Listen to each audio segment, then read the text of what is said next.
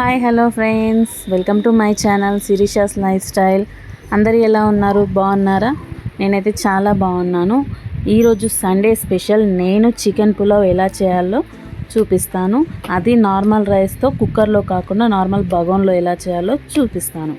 ముందుగా నేనైతే KG chicken తీసుకున్నాను. కేజీ చికెన్ బాగా కడిగి గిన్నెలో వేసుకొని అందులో ఉప్పు, కారం, పసుపు, అల్లం వెల్లుల్లి పేస్ట్, గరం మసాలా, కొద్దిగా ధనియాల పొడి, ఇంకా చికెన్ మసాలా, ఇంకా నిమ్మకాయ పిండుకోవాలి. నిమ్మకాయ పెద్దదైతే ఒకటి సరిపోతుంది, చిన్నవైతే ఒక 2 వేసి బిర్యానీ ఆకు వేయాలి. అలాగే ఒక కప్పు పెరుగు తీసుకొని వేసుకొని బాగా కలపాలి.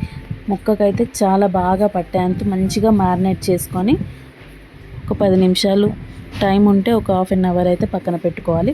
లేదంటే ఒక 10 నిమిషాలు పక్కన పెట్టుకున్నా సరిపోతుంది. మనం ఎంత కలిపితే అంత చికెన్ అంత టెండర్గా ఉంటుంది. చాలా టేస్ట్ కూడా చాలా బాగా వస్తుంది. ఇప్పుడు ఇది మ్యారినేట్ చేసి పక్కన పెట్టుకున్న తర్వాత మనం గిన్నె తీసుకొని అందులో కొద్దిగా నెయ్యి వేసుకోవాలి. నెయ్యి ఆప్షనల్ అండి, ఉంటే వేసుకోండి లేకపోతే లేదు. అలాగే కొద్దిగా ఆయిల్ కూడా వేసుకోండి. ఇప్పుడు హోల్ గరం మసాలా వేయాలి. చెక్క, ఇలాచీ, సాజీరా, లవంగాలు వేసి బిర్యానీ ఆకు కూడా వేసి కొద్దిగా వేయించుకోవాలి. వేయించుకున్న తర్వాత ఇప్పుడు ముందుగా మనం కట్ చేసి పెట్టుకున్న ఉల్లిపాయలు వేసి బ్రౌన్ కలర్ వచ్చేంత వరకు వేయించాలి. బ్రౌన్ కలర్ ఎలా అంటే మనం బిర్యానీకి అయితే ఫ్రైడ్ ఆనియన్స్ ఎలా అయితే వేయించుకుంటామో ఆ కలర్ రావాలి. అలా వచ్చేంత వరకు బాగా ఫ్రై చేసుకోవాలి. ఇప్పుడు అందులో కొద్దిగా కరివేపాకు వేయాలి. కొద్దిగా ఉప్పు వేస్తే ఉల్లిపాయలు అనేవి తొందరగా మగ్గుతాయి.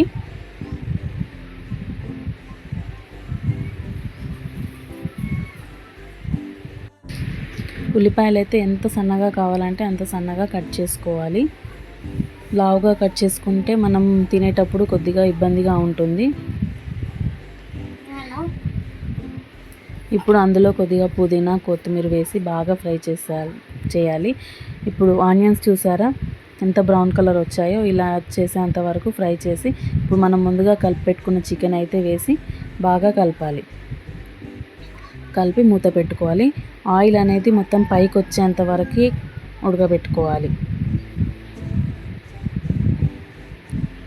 ఇందులో మనం ఏ వాటర్ కూడా యాడ్ చేయొద్దు, చికెన్లో ఉన్న వాటరే సరిపోతుంది. ఇప్పుడు అందులో కొద్దిగా చికెన్ మసాలా వేసి కలుపుకోవాలి. ఇలా నూనె బాగా పైకి వచ్చేంత వరకు ఉడకనివ్వాలి.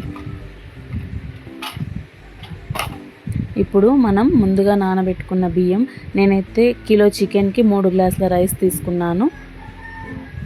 అవి నార్మల్ బియ్యమే, బాస్మతి రైస్ అయితే కాదు. ఈ బియ్యాన్ని నీళ్లు లేకుండా మొత్తం వంపుకొని మనం చికెన్లో వేసి కలుపుకోవాలి. ఒక 2 నిమిషాలు అట్లా ఫ్రై చేసుకున్న తర్వాత నేనైతే గ్లాస్ బియ్యానికి 2 గ్లాసుల వాటర్ అయితే వేసుకున్నాను. ఒకవేళ బాస్మతి రైస్ అయితే గ్లాస్కి గ్లాస్ సగం వేయాలి. ఒకవేళ కుక్కర్లో వేసేటట్టయితే గ్లాసే వేయాలి బాస్మతి రైస్. ఇవి నార్మల్ బియ్యం కాబట్టి నేను గ్లాస్కి 2 గ్లాసుల వాటర్ పోసాను. 3 గ్లాసుల బియ్యం తీసుకున్నాను కాబట్టి 6 గ్లాసుల వాటర్ వేసి మూత పెట్టుకున్నాను.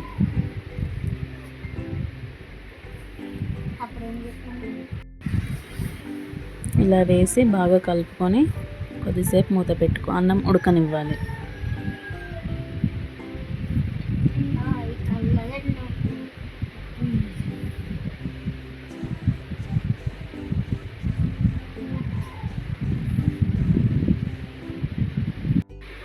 ఇప్పుడు ఇందులో కొత్తిమీర, కొద్దిగా పుదీనా వేసి మూత పెట్టేసేయాలి. అన్నం కొద్దిగా దగ్గరయ్యేంత వరకు ఎక్కువ కలపకూడదు. ఎక్కువ కలిపితే అన్నం అనేది విరిగిపోతుంది.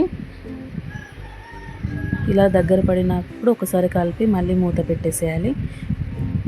మూత పెట్టి దాని మీద కొద్దిగా బరువు పెట్టాలి ఏదైనా.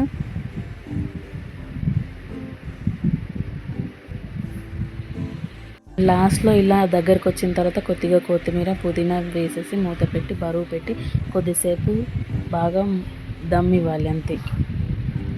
ఎప్పుడైనా సరే మన బిర్యానీ అయినా సరే, చికెన్ పులావ్ అయినా సరే కాగానే దింపేయద్దు. ఒక 10-20 నిమిషాలు ఆగాలి. ఆగితేనే వేడివేడిగా బాగుంటుంది.